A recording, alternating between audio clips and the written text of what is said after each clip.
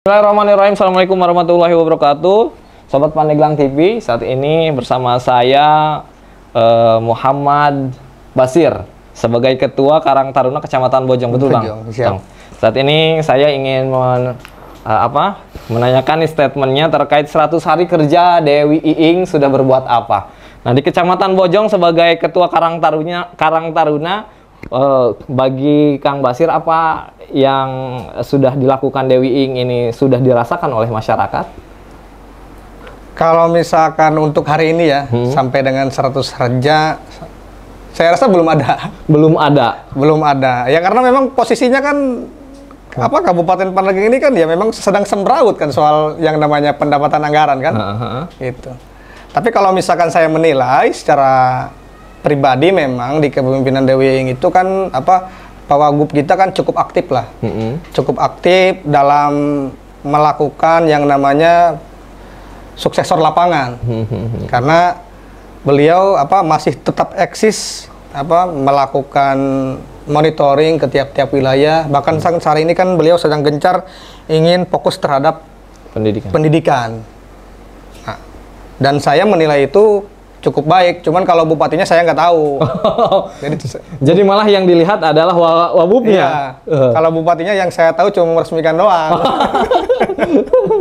Begitu. Kemudian di sisa lagi-lagi di 100 hari kerja ini, apa yang memang menjadi penilaian khusus nih Ketua Karang Taruna Kecamatan Bojong? Mungkin apa yang sudah dilakukan yang terasa berdampak, atau memang tidak ada?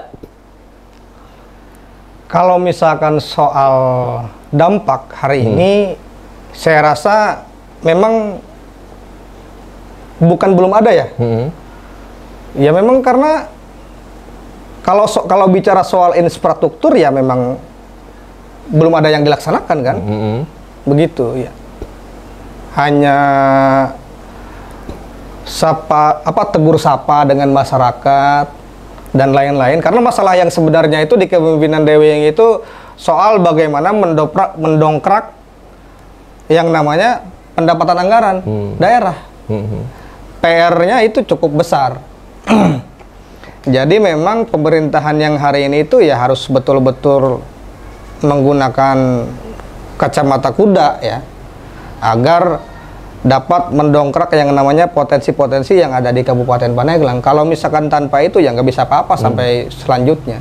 Ya, di kepemimpinan Dewi Iing juga masyarakat banyak yang menagih janji terhadap pembangunan infrastruktur. Dan bahkan banyak di media sosial yang mengadunya bukan lagi kepada bupati begitu, malah ke KDM. Nah, sebagai Ketua Karang Taruna melihat fenomena ini? Apakah memang masyarakat terpercaya ya karena pimpinannya, atau memang kalah popularitas oleh KDM? Ya justru memang kalah popularitas dengan KDM, karena gebrakan-gebrakan KDM kan kita tahu ya. Dia mendengar kemudian mengeksekusi. Betul. Gitu. Nah sampai hari ini kan sebetulnya kan pemerintahan kita kan hanya cukup mendengar saja, karena memang nggak bisa melakukan apapun. Begitu. Bahkan kan kemarin itu kan tadi yang sempat viral yang sampai ditandu, orang melahirkan, terus atau banyak masyarakat yang melakukan swadaya untuk membangun jalan, dan pemerintah kan tidak bisa berkomentar apa-apa, hanya meminta maaf kepada publik bahwa sampai saat ini pemerintah Kabupaten Pandeglang belum bisa melakukan apapun. Kalau dari kacamata Ketua Karang Taruna, sebetulnya bisa nggak sih pemerintahan Dewi Iing atau yang sekarang ini bisa berbuat lebih? Ya dari yang memang saat ini 100 hari kerja yang menurut Kang Basir belum terlihat apa-apa. Kalau misalkan menurut kacamata saya soal pemerintahan Dewi Iing, memang kan sebelumnya kan berkaitan pendongkrak PAD itu kan Pak Wabub sudah pernah mewacanakan yang namanya membentuk satgas kan. Saya nggak tahu tuh satgas itu sudah bergerak sampai di mana dalam mendongkrak PAD. Nah itu menjadi tugas dan bagian kita semua sebetulnya untuk mendukung pemerintahan hari ini. Cuman lagi-lagi kita tetap berpikir positif. Nah, bagaimana kemudian Kabupaten Pandeglang ini bisa maju tentu tergantung daripada konsep dan inisiasi pemimpinnya.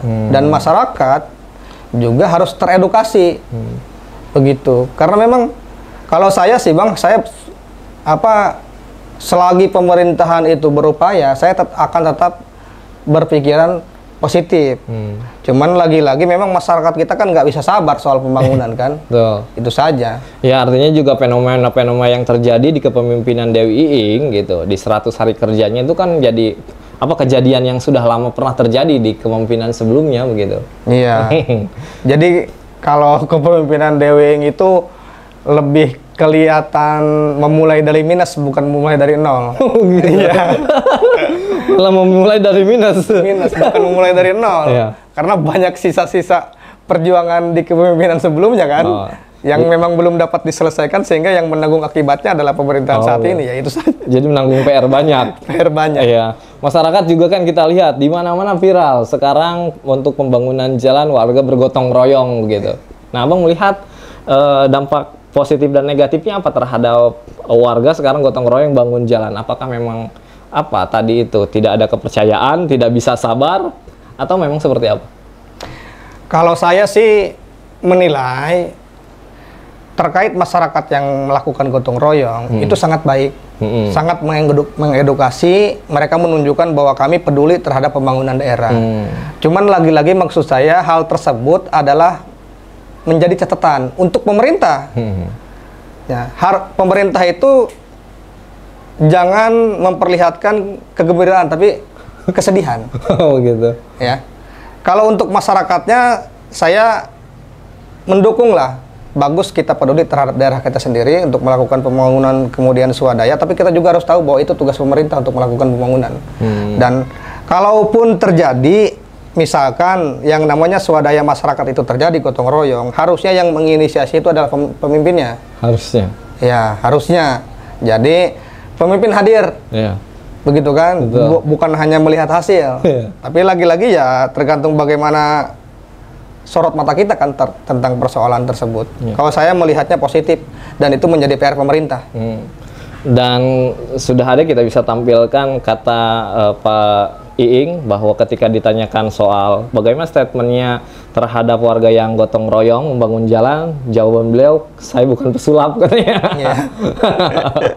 Oh gitu. Mungkin ya abang melihat statement saya bukan pesulap itu memang segitu sulitnya begitu ya membangun Pandeglang. Ya kalau misalkan saya melihat itu memang kan dalam tahapan perencanaan badan anggaran itu kan ada yang namanya proses penganggaran dan memang untuk kondisi Kabupaten Pandeglang itu kan anggarannya yang nggak ada. Jadi saya menilainya memang beliau mengatakan seperti itu ya memang dalam kondisi sulit. Karena begini Pak, kalau misalkan Jabar, Jakarta atau daerah lain yang memang pendapatannya tinggi, dalam mengambil keputusan itu mereka bisa melakukan apapun. Tapi kalau misalkan daerahnya memang pendapatan anggarannya rendah, ya kita mau buat apa? Orang semuanya habis oleh belanja pegawai. Kan kira-kira begitu. Ya kalau misalkan mau ngebangun ya pegawainya puasa. Iya. Dan di pegawainya juga banyak yang protes. Iya. Kayak Tukin dan lain-lain juga banyak ya. Iya. Juga saya ingin menyampaikan bahwa hari ini kan sorotannya hanya terhadap pemerintah ya. Betul. Tidak terhadap DPRD selaku calon wakil kita. Oh. Iya kan? Harusnya kan DPRD juga kan punya tanggung jawab untuk menyampaikan edukasi tersebut. Cuman kan terkesan bahwa ini adalah salah eksekutif. Sedangkan kan DPRD kita juga kan mereka nggak puasa. Kan? Artinya abang menilai saat ini fungsi DPRD tidak terlihat? Tidak terlihat. Tidak terlihat. Terus apa harapan abang? Mungkin ada pesan terhadap para anggota ini? Harapan saya memang selaku pemuda, selain pemerintah, kita juga punya tanggung jawab untuk mendukung yang namanya pendapatan daerah. Klise di kita itu kan kadang-kadang kita alergi terhadap orang-orang asing yang melakukan investasi. Jadi harapan saya pemerintah melakukan edukasi, melakukan yang namanya pendidikan terhadap masyarakat tentang pentingnya investasi, karena pasti banyak masyarakat yang tidak tahu apa itu investasi, Bang. Sehingga mereka menolak, dan masyarakat pun jangan menunggu yang namanya kita supaya sadar, tapi masyarakat juga harus terlibat dalam memberikan edukasi tersebut secara menyeluruh. Contoh begini, Bang. di Kecamatan Bojong itu masuk yang namanya wilayah zona industri. Berarti kan kemungkinan Kecamatan Bojong itu kan akan menjadi kecamatan yang mendongkrak kan, kira-kira menjadi jargonnya. Nah, sayangnya pemerintah itu tidak melakukan pemasaran. Harusnya kan pemerintah kalau misalkan memang sudah ada nih berdasarkan RT RW wilayah-wilayah berkaitan yang nanti kemudian akan menjadi zona industri, dilakukan pemasaran secara langsung. Kemudian sumber daya di bawahnya misalkan diberikan pelatihan agar siap ketika nanti ini masuk zona industri. Tapi kan nyatanya kan nggak ada. Artinya informasi kepada masyarakatnya saat ini sangat minim. Sangat minim. Oke, mungkin ya 100 hari kerja tidak dinilai tidak berbuat apa-apa. Kemudian dewannya juga secara fungsinya abang melihat ya, tidak ada. Ya mungkin setelah 100 hari kerja, apa harapan abang nih di kepemimpinan Dewi Iing untuk kedepannya agar lebih baik lagi? Harapan saya di kepemimpinan Dewi Iing ini ke depan tentunya bisa lebih aktif kembali, khususnya Bupati ya, supaya bisa lebih aktif kembali mendengarkan yang namanya keluhan-keluhan masyarakat. Dan di sisi lain memang tugas mereka selaku pemimpin untuk bagaimana kemudian mendongkrak yang namanya PAD. Nah, masalah di kita itu kan sebetulnya cukup klis Bang ya, karena yang masalahnya itu ya masih banyak ASN-ASN yang tidak patuh. Gitu kan, masih banyak ASN-ASN yang memang mengatasnamakan bukan kepentingan pemerintahan tapi kepentingan pribadi. Sehingga banyak ketidakterbukaan yang memang tidak bisa diselesaikan. Itu saja sih kalau saya. Oke. Itulah tadi 100 hari kerja Dewi Iing di mata Ketua Karang Taruna Kecamatan Bojong. Ya, apapun itu ya itulah berdasarkan penilaian masyarakat ya. Mudah-mudahan Kabupaten Pandeglang 100 hari terlihat tidak kerja apa-apa, mudah-mudahan 100 hari kesananya ya memang berbuat lebih baik lagi. Terima kasih Kang Muhammad Basir. Itulah tadi pemirsa, saya Muhammad Agus Salim, Pandeglang TV. Assalamualaikum warahmatullahi wabarakatuh. Waalaikumsalam.